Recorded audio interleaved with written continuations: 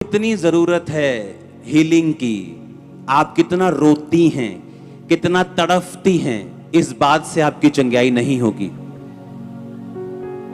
दुख के हिसाब से चंगाई नहीं होती। बाइबल में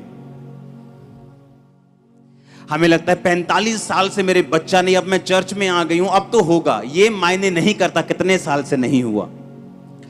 हन्ना जब बच्चा नहीं होता था तो अपने पति को बोलती थी, मैं तेनू नहीं बुलाना, आज तो मैं नहीं रोटी खानी। वो बोलता था मेरा कसूर क्या है। मेरी दूसरी पत्नी के, पुराने टाइम में एक से ज्यादा पत्नियां होती थी, वो बोलता था दूसरी पत्नी के है, तेरे नहीं। अगर यहोवा ने तेरी कोख को बंद किया है तो मेरा क्या कसूर है? क्या मैं तेरे लिए 10 बेटों से 7 बेटों से भी अच्छा नहीं हूं? बाइबल कहती वो उसको दुगना देता था, हर चीज, हर ब्लेसिंग, पैसा, सपोर्ट, दुगना प्यार करता था। लेकिन फिर भी बाइबल कहती वो कुड़ती थी, खाना नहीं खाती थी, रोती थी, उसकी सौतन उसको चिढ़ाती थी, इतना कुछ ड्रामाबाजी घर में चलती थी, तब भी उसकी कोख नहीं खुली। और परमेश्वर के घर में जाके गई और बोली, परमेश्वर अगर तुम मुझे बच्चा, बेबी बॉय दे, मैं तेरे भवन में वापिस कर दूंगी। गर्भ खुल गया उसका।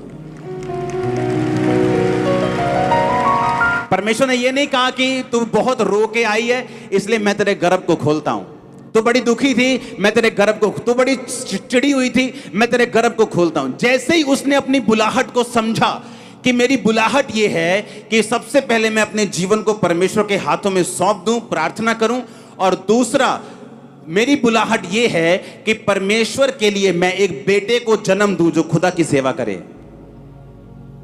अब आप मेरी बात को समझ रहे कि नहीं?